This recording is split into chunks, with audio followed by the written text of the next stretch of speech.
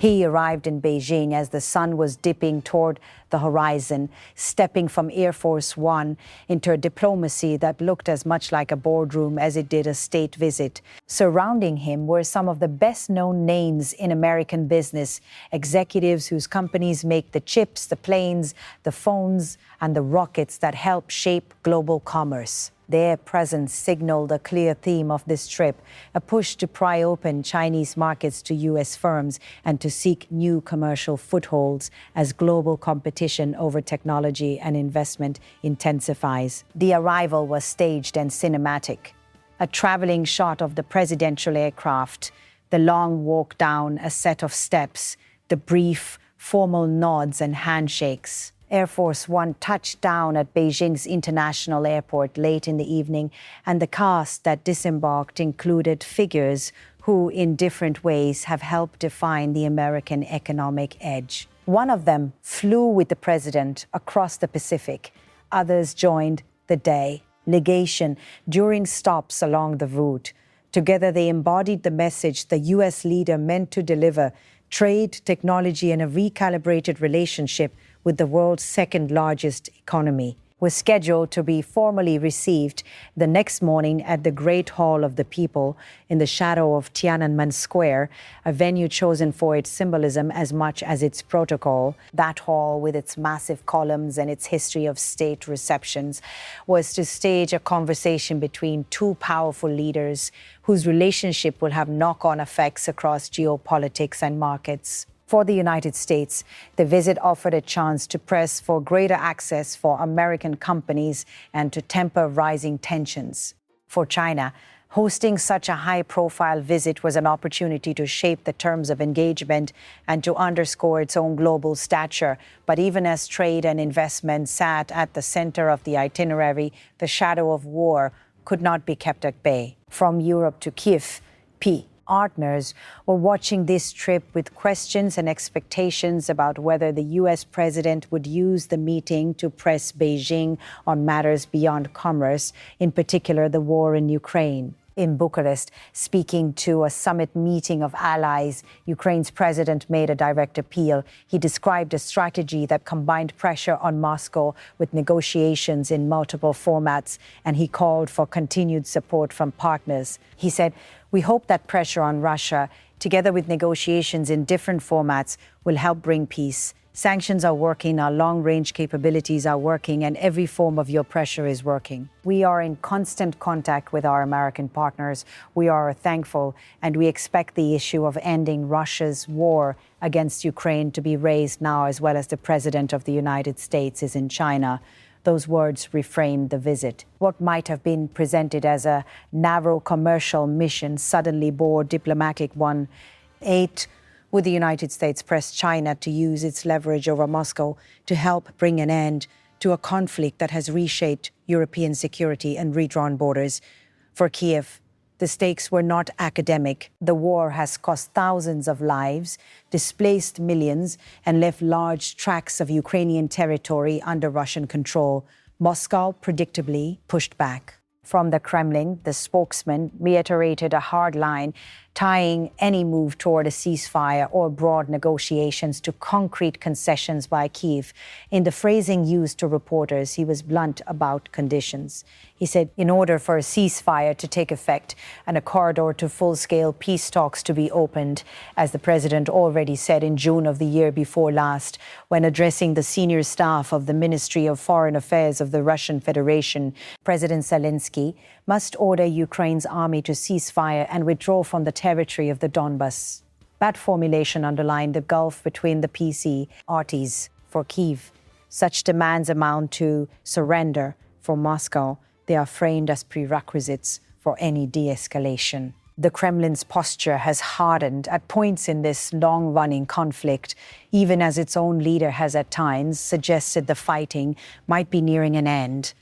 Comments that have come with few specifics and even less clarity about the pathway forward. To understand why these diplomatic conversations carry such urgency, it helps to look back at how the map of the region has been reshaped. since 2014, and with a dramatic escalation in 2022, Russian forces have occupied and claimed territories in Ukraine far beyond the Crimean Peninsula. The areas under Moscow's control include Crimea, annexed in 2014, extensive parts of the eastern Donetsk and Luhansk regions, known together as the Donbass, and significant swaths of the southern regions of Zaporizhia and Kherson. These are not small gains.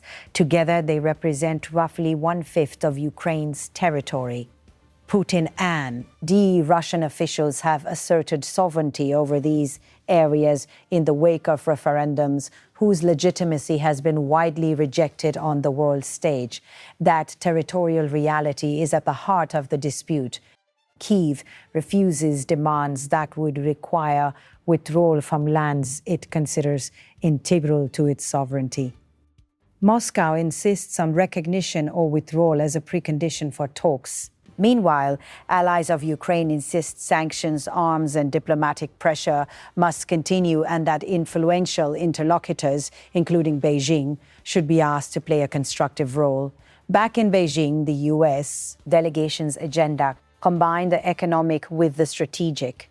The list of company leaders in attendance was notable. The chief executive of a dominant chip maker, the head of the world's most valuable consumer electronics company, the boss of a major aircraft manufacturer, and a tech entrepreneur whose companies have become synonymous with commercial spaceflight and electric vehicles. Their presence underscored one of the visit's central arguments, that closer U.S.-China business ties can benefit both economies, but they are interwoven with national security concerns and geopolitical maneuvering. For Beijing, the optics were important too. Receiving a U.S. president who arrived with such a pronounced delegation allowed Chinese authorities to present their city as open, their markets as attractive, and their leadership as engaged. The Great Hall's ceremonial setting would be filled with more than just leaders. It would be the backdrop for a carefully choreographed exchange in which trade, technology access, and the future of global supply chains would be negotiated alongside the thornier subjects of security and regional conflict. Observers noted the timing was delicate. Economic engagement has often been used as a lever in diplomacy, and marching on that logic, Kyiv and its supporters called on Washington to press Beijing to influence Moscow. Beijing has repeatedly framed its role as a mediator or stabilizing force at times, but it has also guarded against being cast as a junior partner to Western security strategies. The question, therefore, was whether the conversations in the ornate halls of Beijing would shift beyond trade talk to concrete pressure points over Ukraine, or whether economic openings would be the primary outcome. On the ground, the visuals accompanying such a visit told a layered story.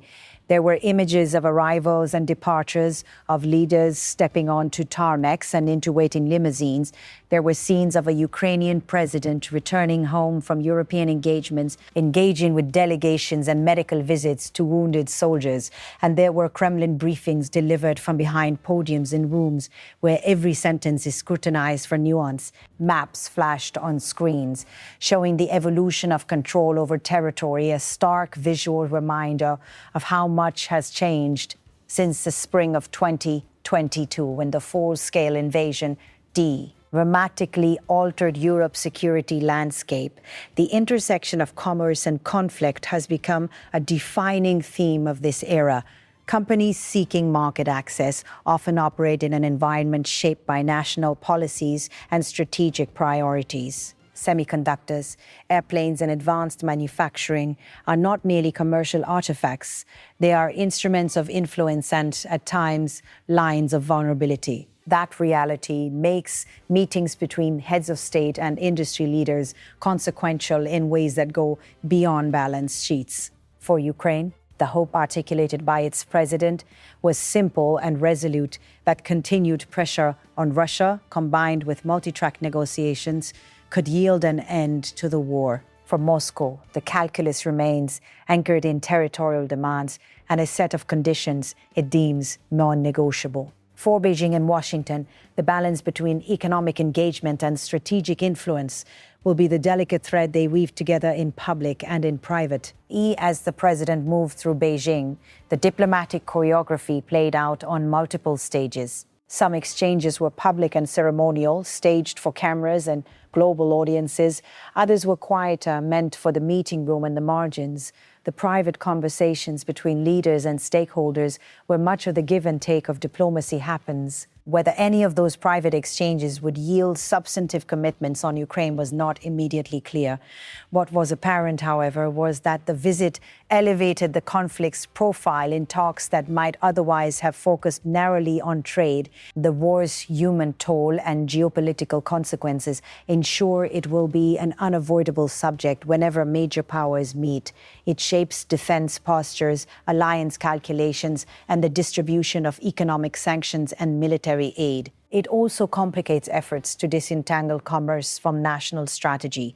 The leaders in Beijing understood that even a visit framed as a business mission would be judged by whether it advanced stability as well as prosperity. In the days that followed, the eyes of capitals across the world remained fixed on what came out of those bilateral exchanges. Would China agree to new measures that might constrain Russia, or would it prioritize economic ties and a posture of strategic autonomy? Would the United States secure commitments that opened markets for its companies while also gaining leverage on a critical security issue? And most importantly for Kyiv, would the talks contribute in any measurable way to stopping the fighting and restoring Ukrainian sovereignty over territories now under occupation?